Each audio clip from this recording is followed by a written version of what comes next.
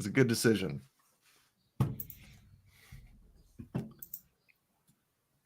And we're on. Hello. Thank you for joining us.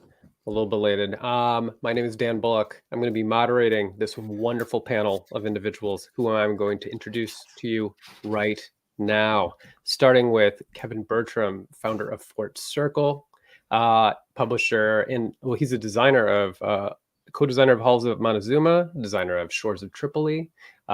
His publishing company has also released the award-winning game Votes for Women from Tori Brown, as well as the upcoming Hunt for Blackbeard by Volko. Tip of my tongue, just can't remember his name.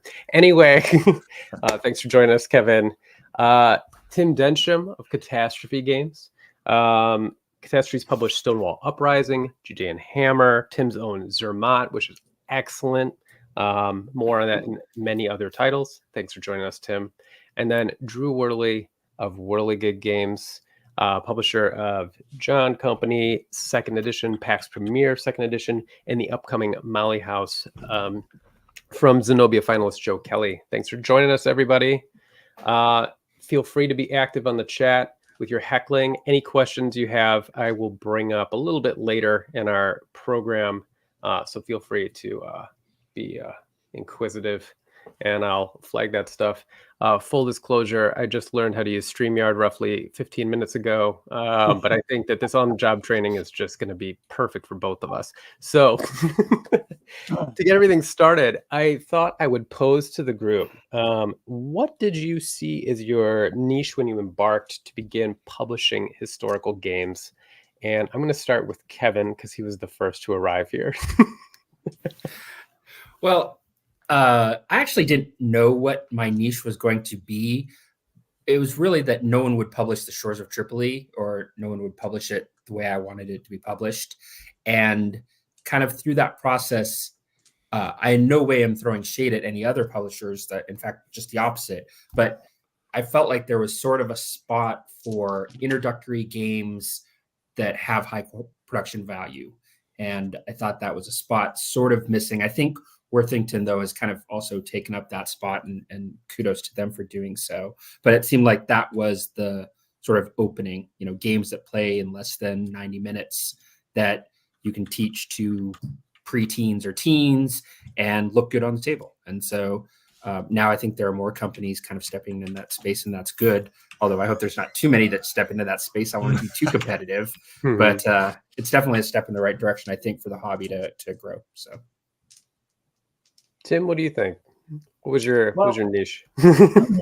For me, I stepped out of the hobby for years because I was in the military, and the games that I played, the war games I had played, once I'd been in the military, I just realized that they weren't really capturing what really the decisions that were being made. So I wanted to make a simpler version. I wanted to make a coin version that reflected what I did in Afghanistan. So I wanted to make Zermatt, and by making Zermatt, I apparently started a publishing company. So that came along with it. But then, very similar to what Kevin has, I don't want to compete with GMT and Compass and all those guys. They've got a very good market. They know exactly what they're doing for the longer, more complicated games. Don't want to go down that path. So I thought I would make it, the limit would be 2 hours.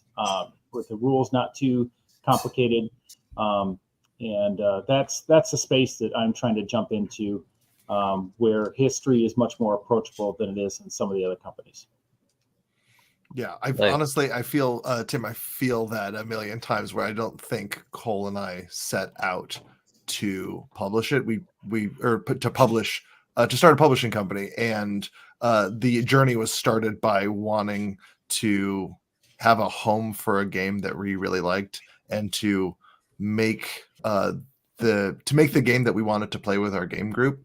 And that it didn't really, and Kevin spoke to this, that it was kind of odd that it didn't really have a home at another publisher. It's one of the things that folks often recommend to publishers, to designers that are like preparing pitches to certain publishers, is to really think about where, like, which publisher is best fit for whatever design you're pitching. And all games like have will like should find a home at a different publishing company, or they all have places that they'll live. But one of the funny things about revisiting Cole's first games is that we weren't exactly sure where they should live or where we wanted them to live. And it's so wrapped up with crowdfunding and having a discourse, is that I don't think I could have seen or articulated what our niche was without bringing in folks that wanted to support that sort of work. So there was no master plan of carving out the niche. It was the community that helped carve out the niche for us. Very nice. Yeah. You know, for a couple of you touched on the games that you yourselves had designed and how it's sort of the impetus for then suddenly, like, I guess I'm publishing now. So Kevin, like Fort Circle began with the release of, Shores of Tripoli.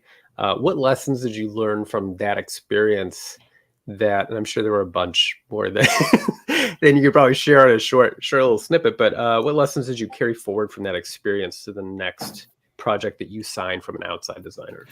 Well, so when we published the Shores of Tripoli, I definitely had an eye on it being an educational game. And I took a flyer, included one historical document in there. And I thought about doing a couple more, like maybe a newspaper clipping. But what comes in the game is a letter that Jefferson sends to the Basha of Tripoli in this, flowery early 1800s diplomatic language that basically says, we're going to punch you in the mouth if you don't leave us alone. But so flowery. It was just amazing letter. I loved it. And people really liked it. And so with Tori's game, Votes for Women, I decided, like, let's go all in. And Tori and I looked at all the documents, and she was really, it was during the pandemic. She's unemployed. I'm not really doing very much. So we had tons of time to go look at great documents. And my wife thought, including over a dozen documents might be a little bit of an overload, but people really responded to it, and like really helps connect people to the industry. So what started as kind of a lark is now with the one letter in the Shores of Tripoli is now sort of just our standard. So, I mean, the stuff we're including in Halls of Montezuma is outstanding. There's some Spanish poetry that was written that we have a translation also, and recruitment posters, and just like, it's really kind of exciting because it's a way to touch the history that I don't think you get by just playing, just reading an essay. Having those additional documents really kind of just grips the person. And so that's something that we sort of stumbled into, but now I think is certainly a hallmark of what we do. And the same sense of foco I see is on the chat. I should say we're doing the same for Hunt for Blackbeard, so I don't want. So there's a pirate map. There's like treasure. Like, can we find treasure? Is right. There are gold doubloons shipped with every copy of Hunt for Blackbeard. We'll expect no less from you, Kevin. No less. Kevin, again, like the experience of just like fluttering through the extra documents and also the notes is one of the most like pleasurable before I play. What is this? And I'm stumbling through it, and it does so much like tone setting in a way that I'm like constantly tickled by, and I am like so much so that I'm like, and I love it and I want to take it. And you're making, like, I think there's this like community of like learning that's happening at the designer level, but also the publisher level, where we are looking at each other's work and responding to it at the bigger organizational level too. And Kevin knows this, but we're working on this this game called Hellraisers in Kanawha County, and this is our first project where we're working directly with a museum. We're working with the Mine Wars Museum on this, and it would be amazing to like have a document in the game too, because of like I know of how effective that was for the Fort Circle games. But it's been really interesting to see you work so directly with so many institutions and to like navigate a space that I also think that other publishers are not doing as well, which is really cool. To be honest, I didn't know you were working with the museum. That's actually outstanding. That's something that I don't talk as much about our game that we've designed for the Shakespeare Folger Library, but Shakespeare Folger Library here in DC has the largest collection of original first folios of Shakespeare's collected works. And so we designed something specifically for them. And they obviously have a huge interest in bringing, you know, they have their education person like all in, like, here's what we should include, and here's what you know. And so as publishers, you know, we're certainly knowledgeable about the history, but when we're engaging with subject matter experts, I think that really can up the level of engagement, the level of education, and just even the wow factor by tenfold. So yeah. I mean, the people in those spaces are thinking about that particular historical moment full time in a way that I have to carve out just a part of my schedule to think about it too. And it's helped discourse, but know that like that is the way that the publishing world is like talking and reacting to each other. And I cannot wait to see the Shakespeare's first folio game. That will be pretty cool. Very cool. Tim, I kind of have a similar question. I know the first game I think that Catastrophe launched was The Landing, the Gallopy game from Joe Schmidt. So I was just kind of curious what you learned from that, because it's a very unique kind of release too, because it had like a journaling aspect to it. It had like a card. It's like small format, bigger box. I was just kind of curious what kind of lessons you learned from that you were able to carry forward into the projects that immediately followed it. Oh yeah, well, that was I looked at what I was trying to do with Zermatt, and it had tons of different pieces and so many mechanics going around and a lot of production decisions and requirements that came together. And I just kind of realized that's probably not my first game. I don't want to launch with something that's on a high scale as far as complication goes. So I looked around, and I actually was trolling BGG and found one of the contests, and Joe did really well at that. And I said, I could probably make that game. Why don't I launch this one first? So I reached out to Joe, and we put the game together. I learned a whole lot about how to actually run the Kickstarter. I've been on Kickstarters before with Academy Games, but it's one thing to be the guy who's helping. It's another thing to be the guy who's in charge. And so I could not have done the other crowdfunding campaigns without having gone through some experience. I'm so glad that I didn't start off with a more complicated one. And then there was the whole production thing. So we worked with Blue Panther. It's the first time I've done any production printing work with them, so I didn't know what I was doing. And so and Steve was the first time we were working together. So it's like back and forth and figuring stuff out. And so I learned like a ton with that game, like how to be a publisher, so I could not have made any of the other titles had I not started off with that one. So I owe Joe some thanks there for letting me experiment, let's say, with his game to figure out how to go and do all that stuff together. Very nice. And Drew, I had a very dull way to ask you this question, and then I have the snarky way. And I just think it's a little nicer to ask in this. bring the snark, Dan. It's fine. Snark. I was going to ask it more because because Wehrlegig kind of starts with these two massive renovations. And that it depends on how much you talk about, but they're like, in my opinion, very major renovations of Pax Pamir and John Company. There's a lot of added design work. It's not a very turnkey, in my opinion, reprint type of affair.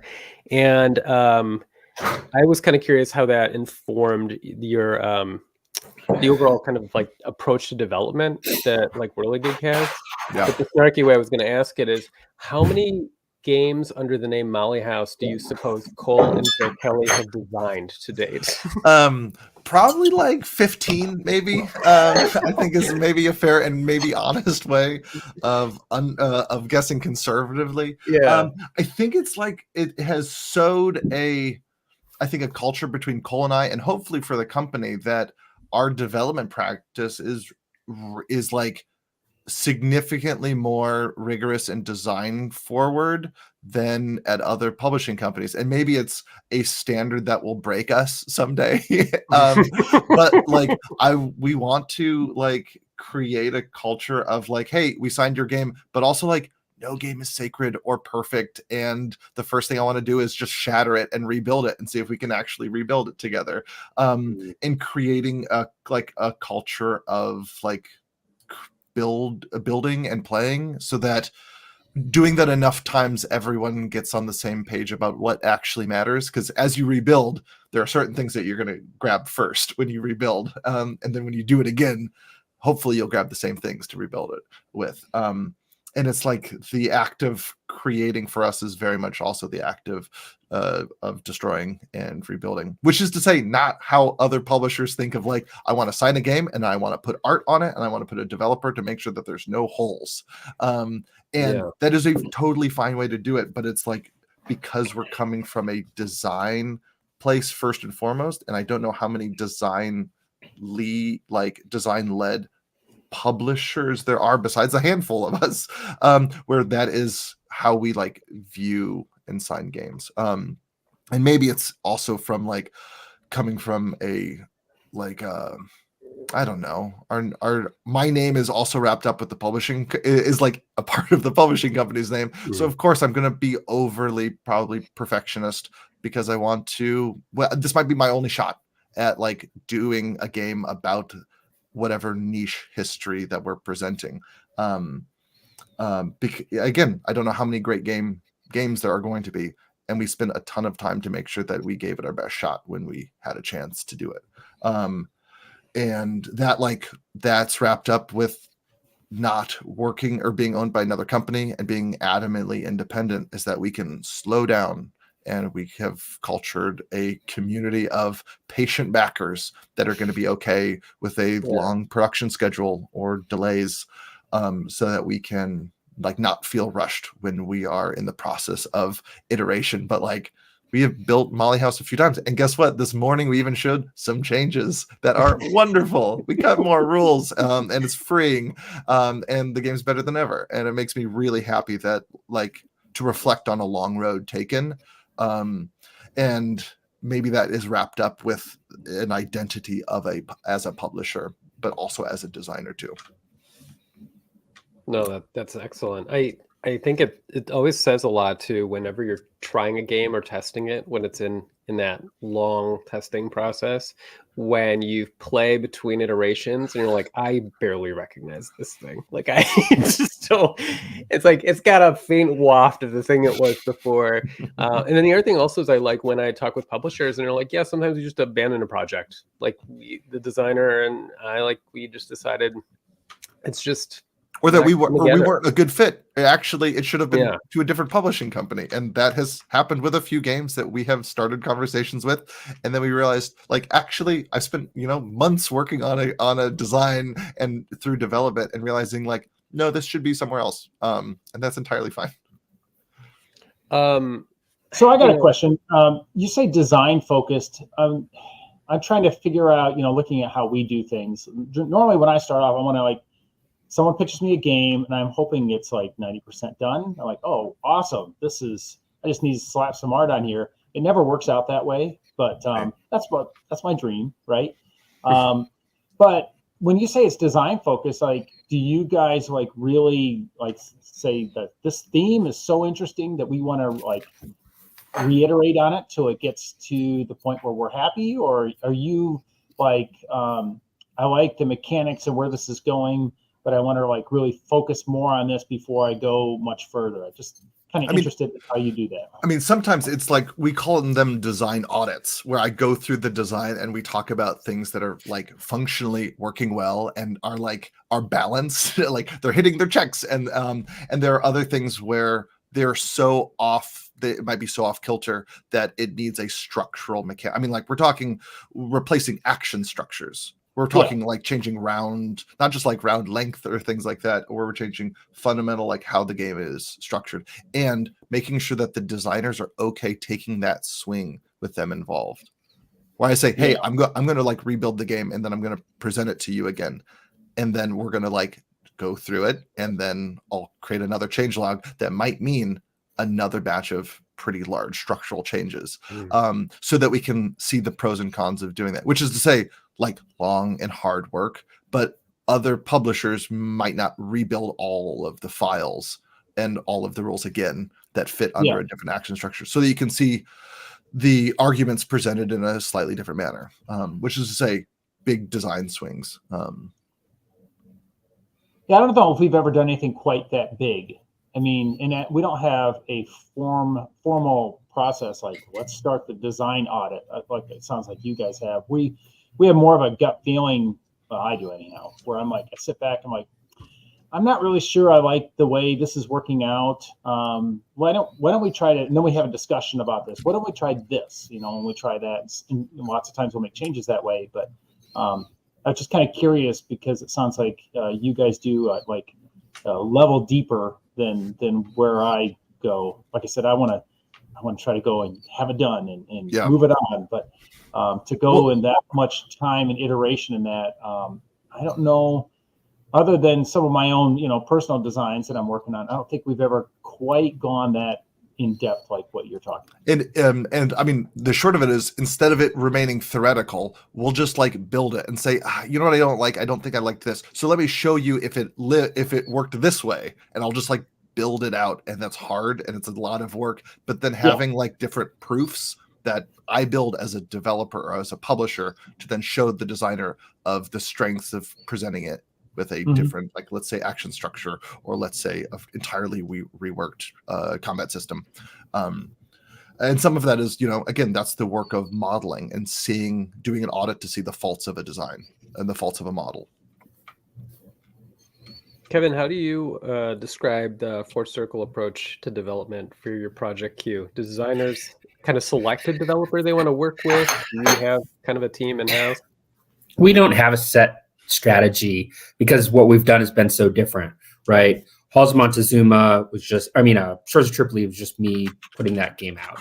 And then with Votes for Women, Tori didn't just come to the company, right? Like, we had been debate partners in college. We knew each other for a long time. She had worked for one of my, for a tech company of mine. So we had a long standing friendship.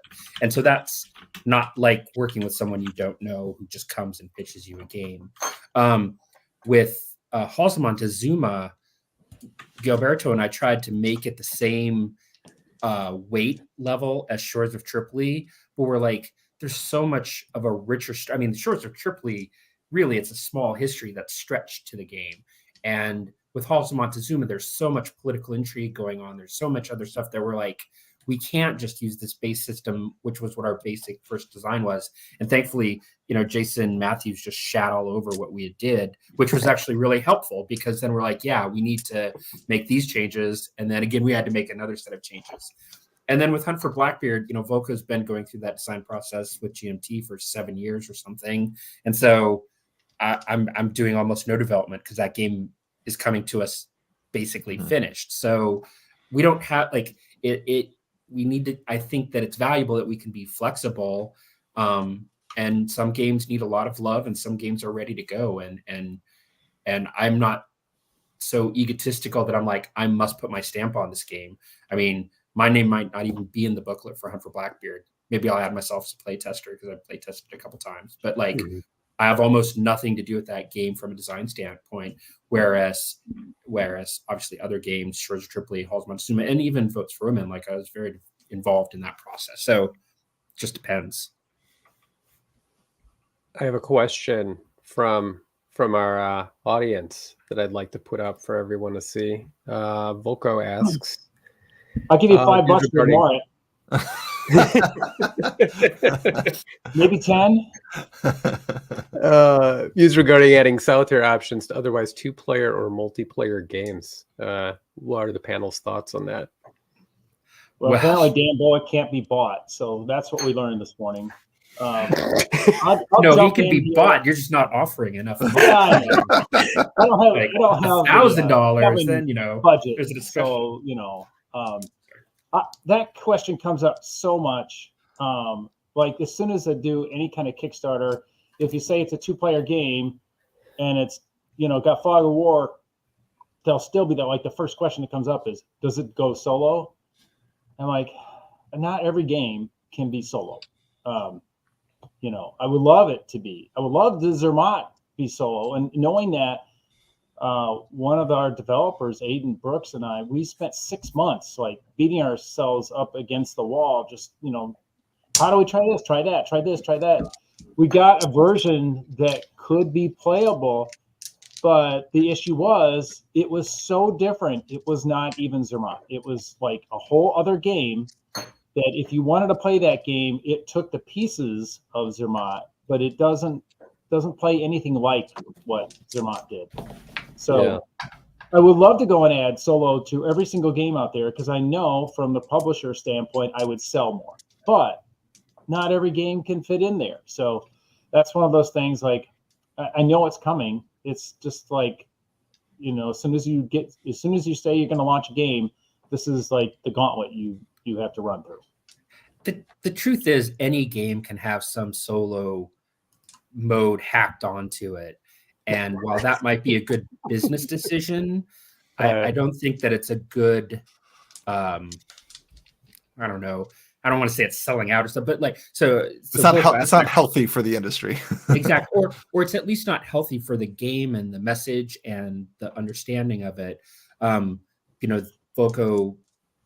Volko's game Hunt for Blackbeard that we're publishing does not have a solo mode, and it doesn't make any sense to have a solo mode, because this is a game where you're using both tactical or maybe operational intelligence, marrying that with strategic intelligence, and then looking at your capabilities to find or to win the game. And that just can't be modeled by a bot, right? Maybe it could be modeled on a computer, but as far as someone trying to run some bot, with the hidden information, it can't be done in a way that's intelligent. And I find it very frustrating, because I've had probably 10 or 12 messages saying, oh, well, there would be solo for Hunt for Blackbeard. And I'm like, no, but it's such a good game. It's a 2-player game. You should, and you can teach it. It takes less than 45 minutes. Like, why don't you leave your basement and go make a friend and teach them this game? Because pirates are fun and sexy, and you should be able to find people to learn this game, and then you'll have a new friend. So, but also you don't want to give them a solo mode that is like a big disappointment that doesn't model the thing correctly. And it is like slightly it's like slightly presenting the game as or as the project as, I know this model really well, so trust me that I can't. Otherwise I would. But also the skill set of like solo development is so different from multiplayer design. I mean, one of the biggest things that we've learned lately is that it's not in our toolkit. I know what makes things easier for solo than not when designing and working on development, but it's why I've been so happy to work with Ricky Royal on our solo projects, because it's an entirely different tool belt that I just like. Again, it's not like I don't have interest in it, but it is a very different framework for thinking about a project. And I just want to jump in.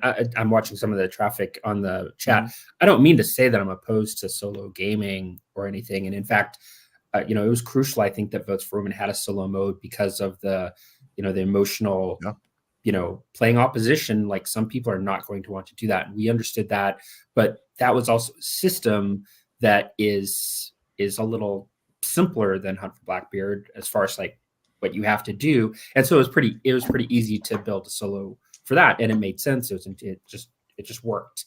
But all games it's not going to work for all games, and I think that we should appreciate games that are designed for the 2-player experience, or even a game that's designed to be 6 players and 6 players only, right? Like if you're going to sit down and play Here I Stand, you should have. Oh, sorry. Right. Well, no, it just takes a long time. It's true wargamer experience. Here I sit. Yeah, it's that game should be played with 6 people, and that game is amazing with 6 people. So, yeah, 6-player Here I Stand over solo mode diplomacy, right? Probably. Oh yeah, a better experience. Is interesting. Mr. Cavallo has a question up here too, for a follow-up, kind of along this vein. How much of your audience do you expect to play solo these days for games? Are you concretely reaching out, reaching how many more people by adding that as a possibility for one of your releases? I know that this is I love Rally the Troops. It's like how I play most of the games, especially with Cole and my friends. It's fantastic. I like weirdly sometimes just like playing Pamir there. But we brought a developer brought the game to Board Game Arena, brought PAX Pamir, which has the fully automated solo version. And I could use that as a cross section lately to see like, I wonder if people online are playing what. And it's like the most games being run by a significant margin are solo games over there. Also, some of our earliest pre-order backers are solo only gamers.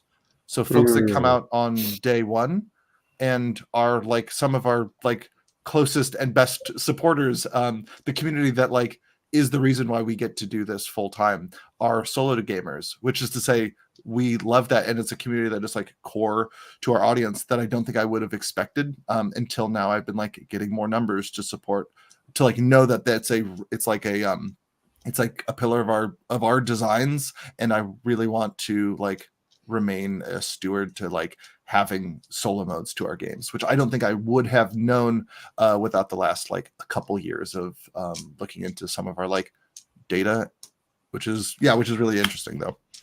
But I don't think I have a percentage exactly. It's high. Well, like our 8 titles, half of them are solos, and I know that Stonewall having a solo, especially the way that game was designed, just like what Kevin was saying, there would not be the sales that it did if it didn't have the man playing bot. So while I dread the question, that's the first question I'm asking too. If I get a game that's not specifically designed as a solo, I'm looking at that like, okay, first question I have after I say, is this a game or not? You know, because I got to go through that. And then would this be, is there a solo mode that could reasonably be made to it? Because if it is, you can add it. It's going to add a huge amount of sales. So in response to that question, that is, even though I didn't want to answer this question, that is like front and center for like every design decision that we make with each game we publish, is whether or not it's going to have a solo mode or not.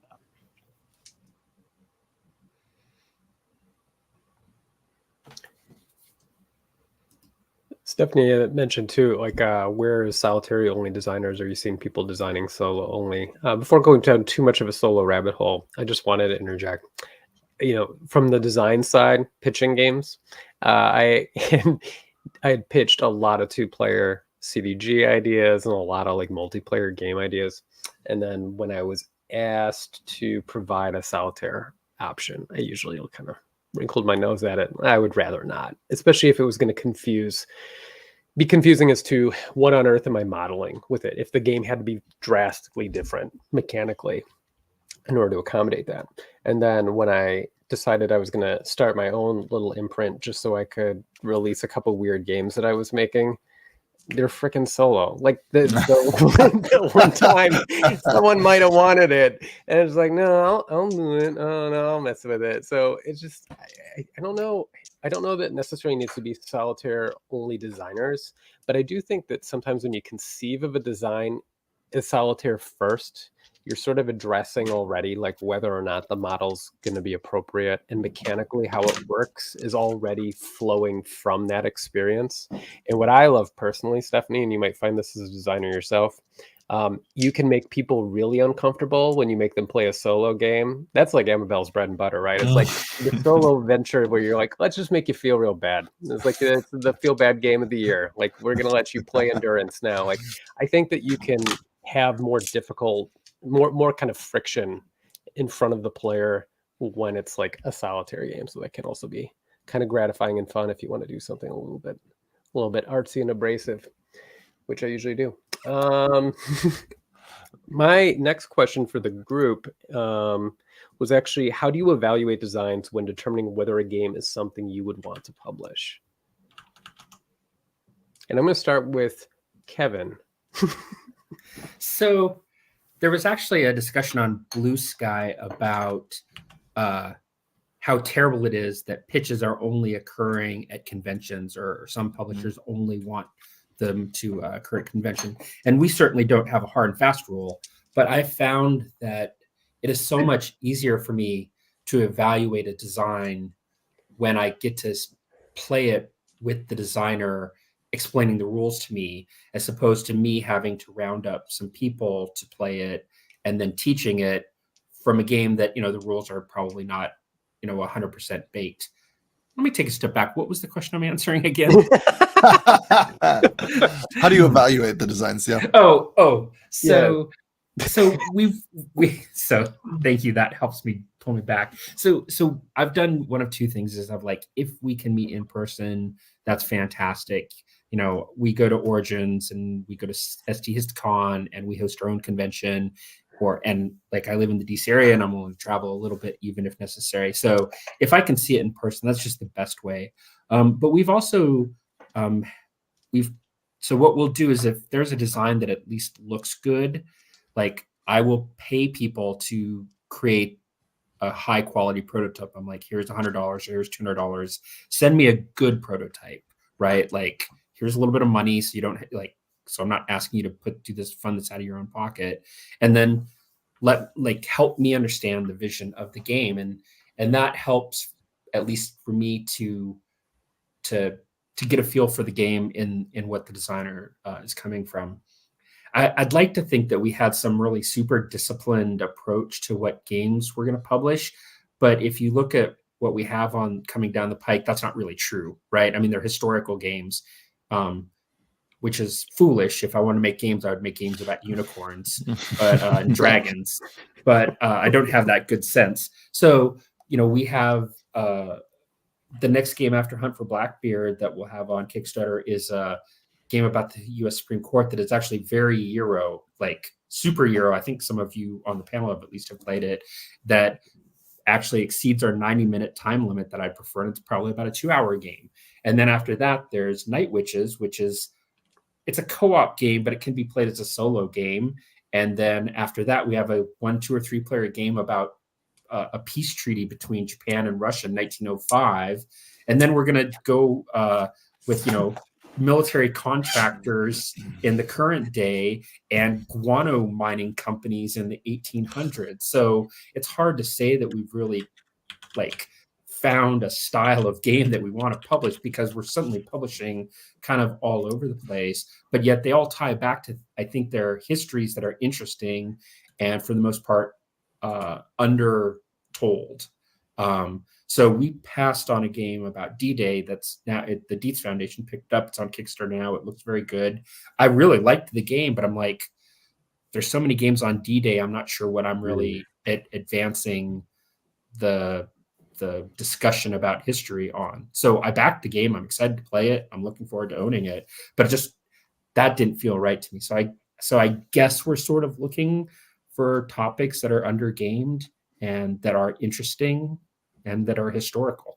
And, maybe we need to broaden out a little bit and make some games that make more money. But for now, I'm really happy with what we're doing. Tim, same question. Do you remember what the question was? Well, let's see here. Yes, I do. So I don't necessarily need to have the game in front of me. I mean, that's cool. But we are at the point now where I get a submission probably once a week. That's just coming in, and some of them, they're they didn't even look to see that we're mostly historical, but they'll pitch one anyhow. So those are easy to go through. But then after that, so I want to make sure that it's something that we've got 2 standards I'm going to look at right off the bat. Is it under my 2-hour, not crazy complicated rule? Is this more of a GMT or Compass or decision type game? Mm-hmm. If so, I set them on their way that way.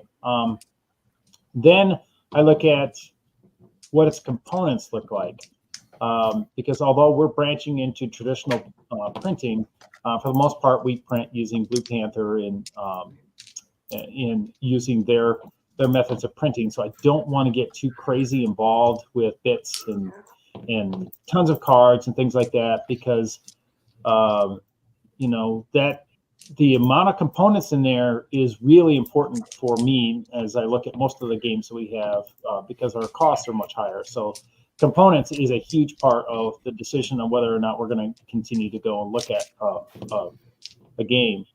After that, then I'll go look to the rules And I guess the third then pillar is there history here?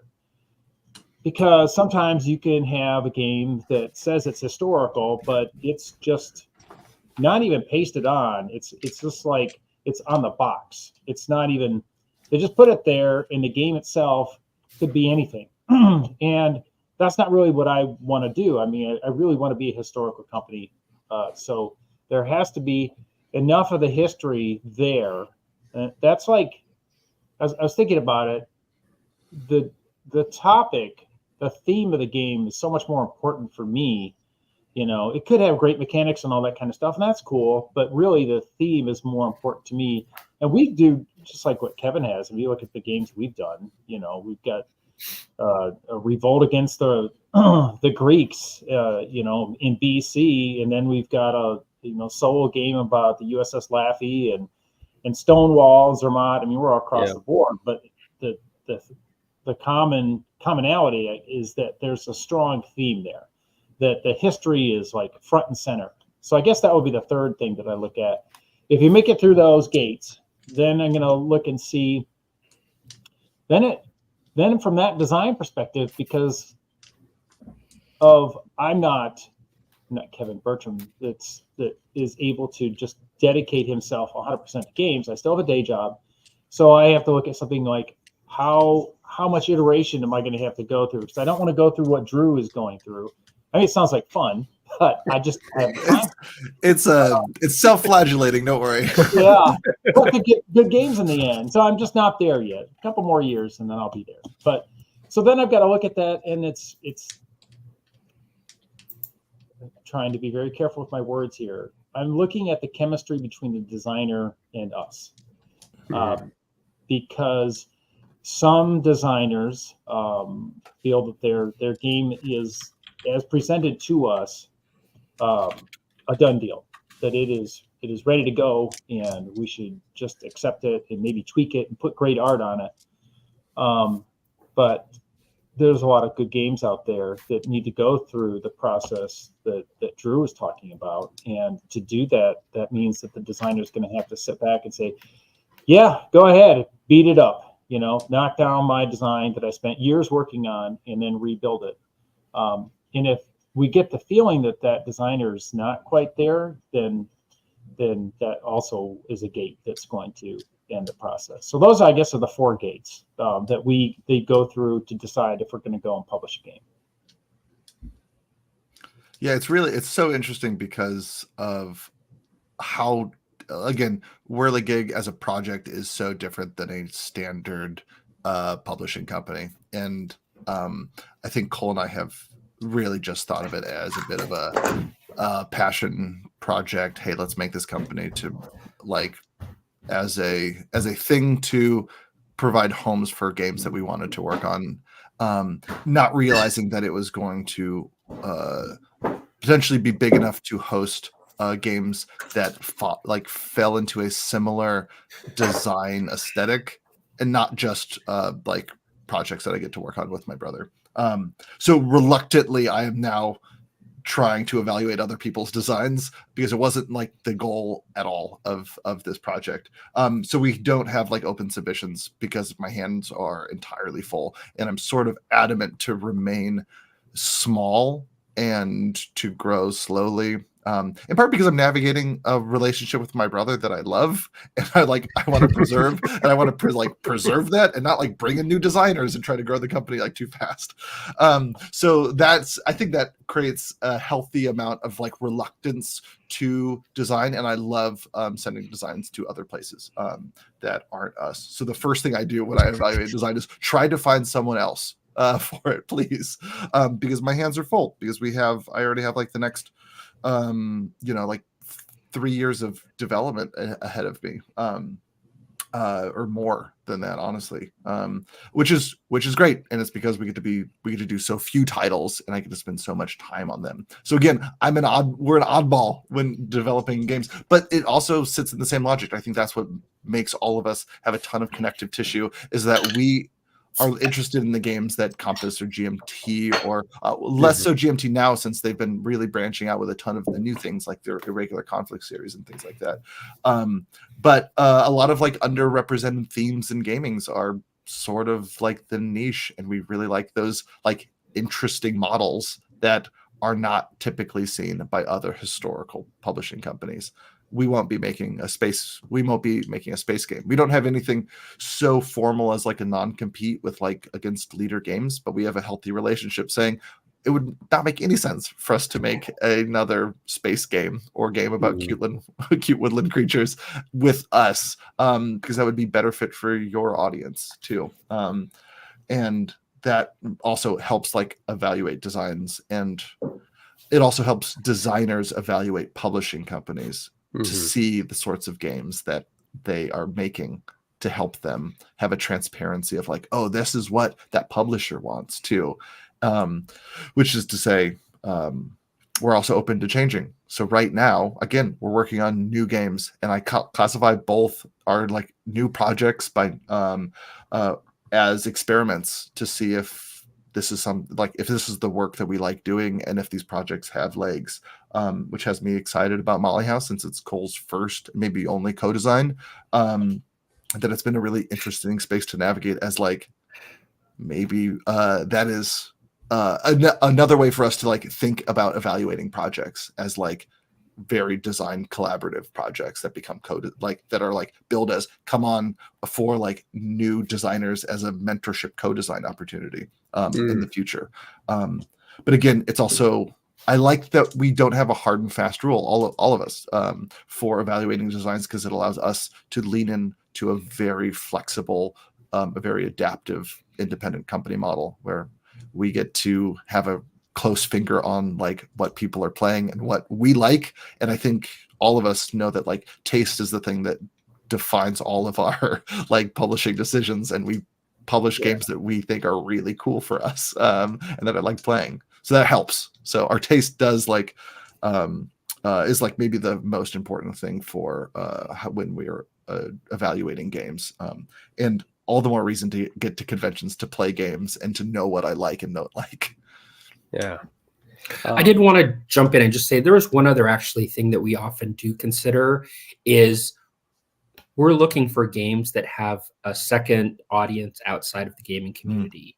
So, Shores of Tripoli, Halls of Montezuma has a real fit with the military, with the Marine Corps in particular. Votes for Women has an interest for political scientists, women's studies folks. Like there's niches that almost all of our games have that separate group that we're looking at to try to cultivate as customers. And so I just want to top when I was going off on what I was talking about before, I meant to mention that, because I think that is really important as a kind of as a tool to grow the hobby. So nice. All three of you mentioned having like kind of an ear toward like listening to pitches or looking at games that are on topics that typically don't have a place in other spots, and trying to differentiate your respective companies by highlighting some of these, uncovered topics. And there's an excellent question in the chat from Stuart, who should probably theoretically have been running this panel instead of me. Stuart Ellis Gorman asks, how do you evaluate the historical content of a game that is on a subject that you yourself are not particularly familiar with? Kevin. I do two things. I talk to the designer and I look at Wikipedia, and like you can tell I was hesitant to say that, but I'm like, all right, I need a high level understanding of this conflict, whatever this conflict is. And then, obviously then you can do some more deeper research, but that high level brush at least gives an understanding of, is this an exciting piece of history? Is there a story to be told here? Still, a lot of that is coming from the designer, right? And I'm almost doing a check on what is hopefully their level of enthusiasm. So, like I've read a little more about Blackbeard now because we're publishing a game about Blackbeard, but it was the designer's excitement about it, our historical essayists' essay about it, and a quick read of Wikipedia. But also like getting plugged into like League of Women Voters and other institutions that are going to like help help bridge the gap between subject matter experts and also the design and also historical review that goes in before publishing games, which is interesting. I mean, all like our newest projects are out of our subject matter expert, but we've been working with designers, and then also through the design project, knowing that there is a body of work out there that we can then key into and get plugged in. So we've been able to work with like professors and current scholars that are studying molly houses right now, and then we're getting to work with the museums for the Hellraisers project. And this is to say that subject matter leadership and review is super important at early stages and during development. So it isn't just like something that could be, it's not like just a flavor text review, which is really important. Yeah, but I would say that's not normally your first brush, right? Like when you're pitched a game, I'm relying on the, like I say, the enthusiasm of the designer, and then a brief brush of what the history is. Obviously, if you make the commitment to the game, then that level of research needs to be much deeper. Yeah, I'll jump in and say that Wikipedia is my friend as well. But like what you guys have already said, the designers who've decided to put a lot of time and effort into a game have usually done their homework. There's only been one game that we looked at and said, I don't think the history is quite right. And we did not publish that game. So for the most part, and the other thing that helps us out though is if you look at like most of our games here, we're not getting into terribly complex games. So most of the abstraction that are in our games could accept a little bit of like, that may not be perfectly historically accurate, but it's going to work okay. I do make decisions like when the next game that I'm designing, True Command, is division level command in World War II. And I made a decision that the scenarios are going to be historically accurate, but I'm not going to go deep into an order of battle so that someone can go back and say, well, the 4th Panzer Division had 3 brigades that were set up with Panzer IIIs, and they didn't get the Panzer IV until 43. Like, I don't want to go down that path. So they're going to be generic units. I did have the opportunity to watch some of the stuff behind the scenes with Uva at Academy Games with Conflict of Heroes, and just some of the nitpicking that went on is just stuff that I'm not really interested in. So my games don't go down there. It doesn't sound like most of our games go down that path, but if you start getting into that level of detail, then the level of historic correctness that you need to do just amps it up. And I guess I'd rather publish more games than the perfect definitive answer on, the Battle of Montreal. I'm more interested in getting the history close and giving the people the feel for the event without it becoming a PhD level type thing. Yeah, but even those games at high levels or not, regardless of the model and how perfect it might be, everything has its biases and its like perspective and slants. So it's knowing how to articulate the model and how to talk about the game with its faults helps position it right. Which is again, I like the read a book, design a game based on that book, not the entire subject, because everything is going to I think be reflective of that, of the historian's assumptions about it, and trying to create so much of an all-inclusive model that will only likely dull the experience for you to muddy up the starkness behind what you could show off. Again, still read the books, but when building the model, it's better to take harsher decisions and also know what they are. Yeah, you see an interesting phenomenon where sometimes a designer is a subject matter expert, right? But they're using a established system for the game, and then just trying to push their understanding of that topic and how they want to model into that template. Yeah. God be with them. And then there's other folks who are trying to basically work backwards from what they've read and then create an entirely new thematic set of mechanisms that are going to represent that thing. But I mean, personally, I usually start on a topic because I'm interested before I really have that sense of what the game would already be. And then I just do the research first and then later on start working on like kind of putting together that system.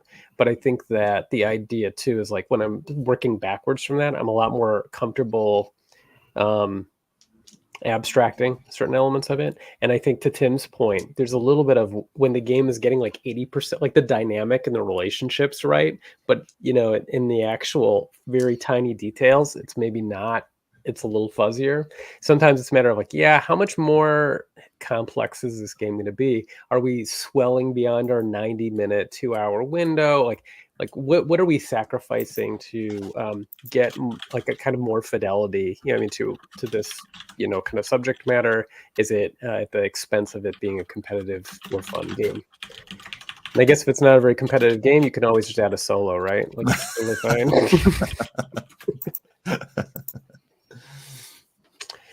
Well, I don't want to keep anyone over. I don't know what your other pressing engagements are, but I wanted to thank each of you for joining the panel today and bearing with me. You know, I did not make the most out of StreamYard. I feel like I shot a stage play in an era when most people are trying to make their Citizen Kane.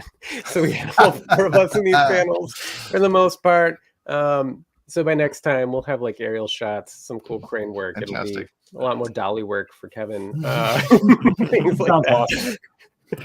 Awesome. Dan, thank you so much for getting this together. It's really fun, and it's always a pleasure talking with both you, Tim and Kevin. So thank you. Thanks to our audience for joining us. Enjoy the rest of the con, Second Front. Plenty to see, plenty to do. All right, till next time. Have a good one. Cheers.